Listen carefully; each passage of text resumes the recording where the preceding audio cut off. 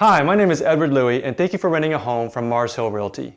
Before I get into the 5 steps, let me give you an overview of the process. Now, you might want to set aside about 1 hour, just so you're not rushing through the process. You have enough time to read through all the information and gather all your documents. Now, the application is 5 easy steps, okay? Once you complete all 5 steps, it's all online, it's all paperless. You complete all 5 steps, you submit all that to our company, and the first thing you're going to get from us would be an email confirming that we've received everything. So it's not like lost in cyberspace. And along with that email, if there's anything missing, we're going to let you know right then and there. We're not going to wait till the last minute. So we'll review it. If there's anything missing, we'll let you know. And that way you can have enough time to get that information that might have been missing. Now, once we have everything, the process takes about 2 to 3 business days to complete. And at the end of the 2 to 3 business days, you're going to get a phone call from a property manager, and they're going to conduct a phone interview. And basically that phone interview is just to get to know you better, answer any questions, understand your application in a greater context, not just looking at a piece of paper. And it's a great opportunity for you to ask questions as well. And then we'll pass our recommendation to the owner, and you should receive a decision within 24 hours. So it's usually pretty quick after that. So let's get into the 5 steps. The first step is the holding fee. Now, we don't recommend you moving forward with this process unless you are certain that once you've been approved, that you can sign the lease. Because if you don't sign the lease, that holding fee is not refundable. If you're approved, of course, that holding fee becomes the first full month's rent. And if you're denied for any reason, you get that holding fee 100% back. But if you're approved and you don't move forward, you lose the holding fee. Let me tell you why we do that. We just want to make sure that when we commit our resources to processing applications, that we're committed to those tenants, to those tenant applicants who have committed to moving forward. And what that's going to do is result in a quicker processing time for everybody. Because if we had 10 applicants that we're processing at the same time, company-wide, and maybe 2 or 3 of those are not committed to moving forward, we spread out our resources and delayed the processing time for everybody. So really, that just helps us to have quicker processing times for everybody if we know that you're committed to moving forward once you've been approved. Okay, so that's the holding fee. Now there's 2 ways to pay that holding fee. The first one is through a third-party servicing provider. It's going to be 4% to pay through that method. If you want to save a little bit of money, we have an ACH bank-to-bank transfer method. Just check with your bank because every bank may have different fees or different structures, but usually it's free. So ACH bank-to-bank transfer method is the second process. The second step is the application fee. The application fee has to be paid by everyone over the age of 18. So even if you have a child living with you and they're over 18, they still have to pay the application fee. And of course, just like the holding fee, there's 2 methods to pay. There's the ACH process and the third-party servicing, okay? The third step is the Addendum A Resident Handbook. The Addendum A Resident Handbook is basically our Mars Hill policy manual for our residents. So when you read through that and get familiar with that, you'll know how we operate and how we treat our residents in different situations. It's all laid out in the Resident Handbook. So make sure you're familiar with that, especially Chapter 3. Chapter 3 is all about the application process. So you're going to learn about, for example, our pet policy and our tenant selection criteria and other helpful information that will benefit you as you're going through this application process.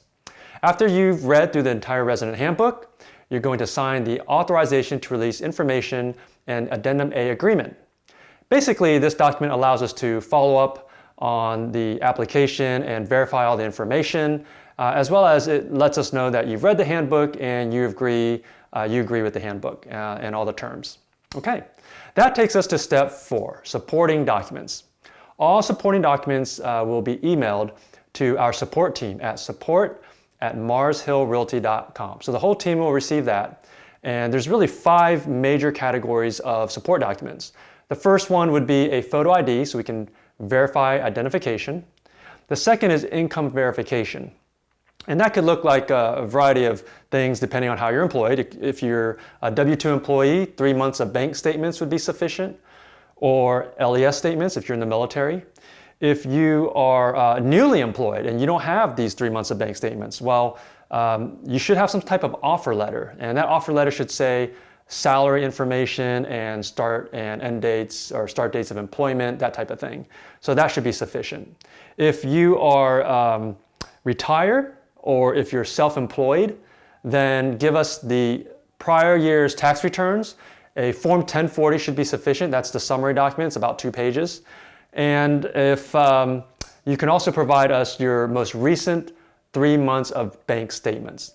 The reason why is because if we're in the month of October, for example, last year's tax statements is not going to be as accurate. So giving us three most recent months of bank statements in addition would also be helpful. And if you have some type of pension statement or something, you could submit that as well. So the last category for income verification is if you don't have sufficient income or you have no income. What do you do then? Just submit your previous 6 months of bank statements, and the property manager can review that thoroughly with the owner and make the proper recommendation and come up with a solution there. Okay, so we have photo ID, income verification, and 2-year employment history. We do want 2 years of employment history. If you're employed in your current job for 2 years, that's great. But if you've had other jobs within the past 2 years and you have documentation that would be helpful for us to verify, please include that as well. Number 4, the home is as is. That's important to know. The home is as is. So if there's something you see that you want done, or even more so if you want the application contingent upon the approval of these things being done, maybe it's painting a wall or installing something, then make sure you include that now. Now is the time to include that. That way, the owner can look at the overall application, including the request, and make a decision at that point. So that would be a 4th supporting document or supporting request. Number 5 would be any miscellaneous documents. This is used rarely, but if there is a assistive animal medical provider form or a sight unseen policy exception form, those are the 2 forms we see as miscellaneous documents. So if those apply, you can talk to your agent, talk to our support team, and they can let you know if those apply and if you need to submit those as well. All right, that's step 4. And now that takes us all the way to the final step. Step 5, the application. The application has to be filled out by everyone over the age of 18, just like whoever paid the application fee, they need to fill out an application. And of course, that's all online. Everybody does not have to fill out their own application. That's a lot of redundant information. So if you have a co-applicant, a spouse, for example, and they're right next to you, you'll notice you can add your spouse as a co-applicant. It's really easy. And if, for example, you have a roommate situation or a guarantor, maybe they're not right next to you, maybe they're in another location or they don't have the chance to fill out at the same time you do, they can start another application, but just make sure that they fill out the other occupant household members box there. So under household members, if you fill out the household members, they fill out the household members, we can match up the applications, we'll combine them. We know that it's not multiple applications, it's the same application. So if you could help us with that, that'd be great. All right, so once you complete all 5 steps, now it's going to take about 2 to 3 days to process. I'll give you a little hint. Normally it takes us probably 24 hours to process. The reason why it takes so long is we're verifying the rental history of the applicant. So if you can help us, help you, then your processing time will be shortened. Here's how you can do that. Call your current landlord if it applies, if you're renting a home now. Call your current landlord, call your previous landlord, and just let them know. Mars Hill is going to be contacting you. If you could please get back to them promptly, that'll help speed up the process.